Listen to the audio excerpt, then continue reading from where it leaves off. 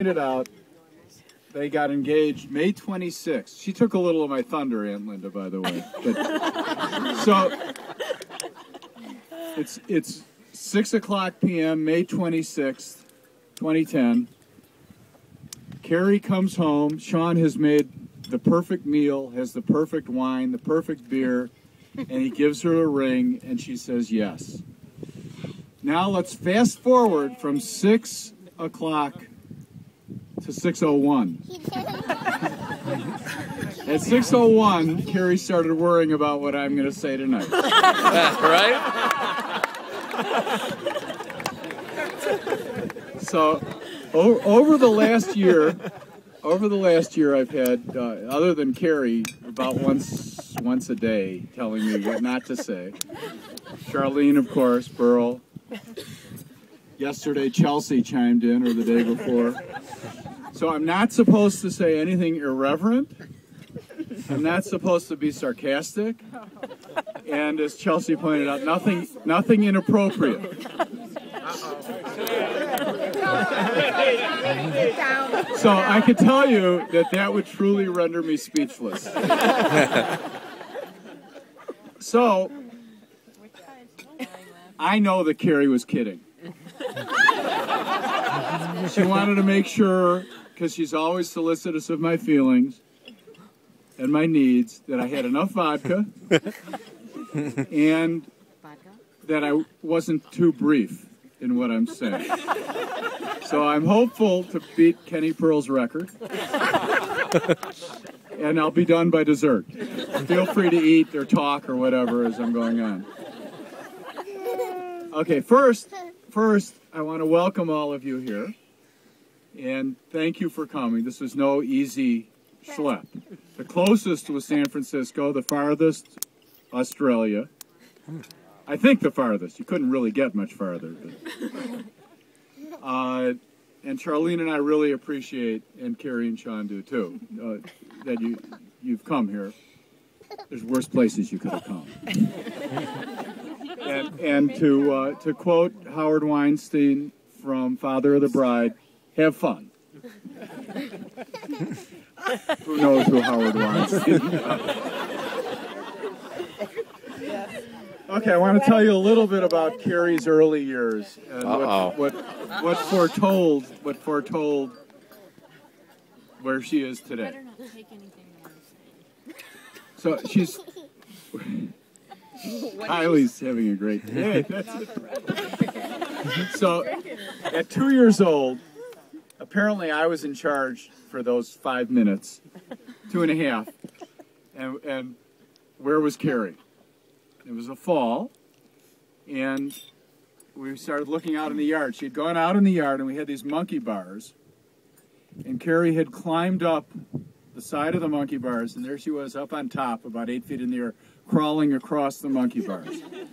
So that said a lot about where she was going to go. Her ski racing. I'll tell you when to clap. So that said a lot, but she really got going at age 5. At age 5, first of all, we have an actual prima ballerina here, but Carrie was the star of Miss Bonnie's class.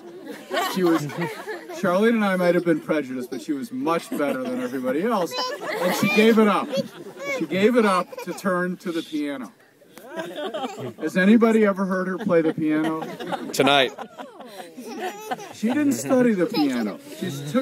She took Fur Elise lessons for 5 years. I've never heard Carrie play any song other than Fur Elise. At 10, she decided that it wasn't going to happen. And she turned to ski racing.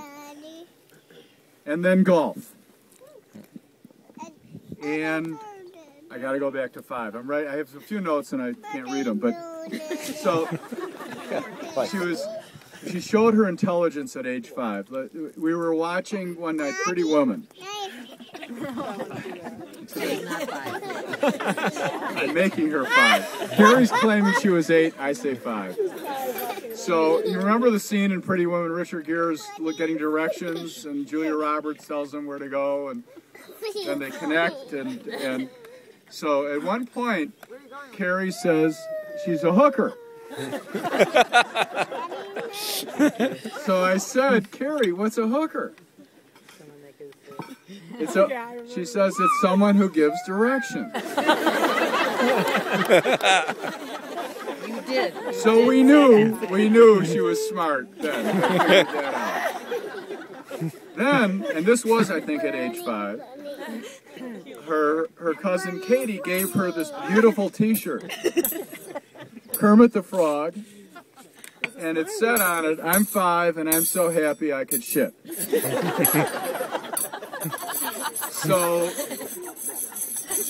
one day after her birthday, Charlene gets a call from the principal of the school. "Mrs. Baser, don't you think it's a little inappropriate that your daughter's wearing this T-shirt?"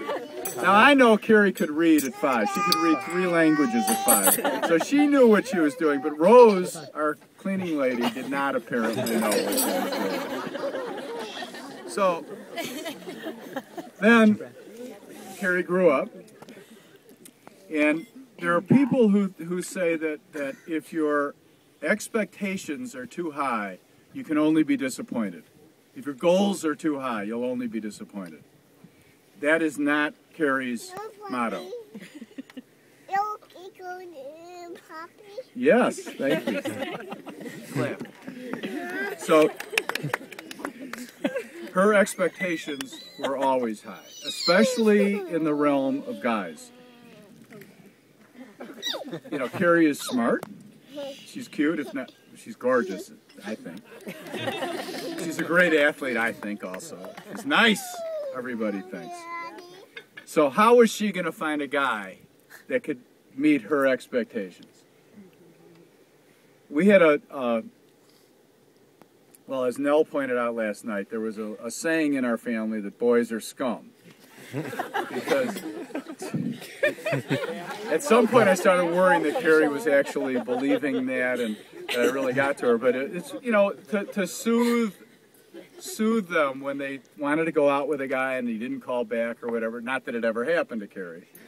And of course, there are 2 great movies. One is Casablanca, and of course the other is Dumb and Dumber. and we, not necessarily in that order. And we had a family saying, when the girls were ever down about a guy, if they didn't go out again, or if they happened to end it with a guy, for those of you that haven't seen Dumb and Dumber, there's a terrific scene where the enforcer for the mob comes in and they're not home, and there's a parakeet there, and he rips the head off the parakeet.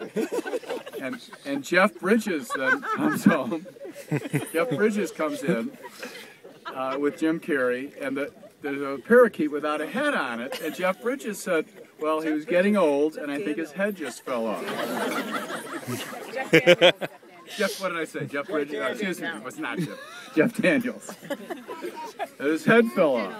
So that became sort of a Baser expression. You know, how's Joe Blow? Oh, his head fell off. So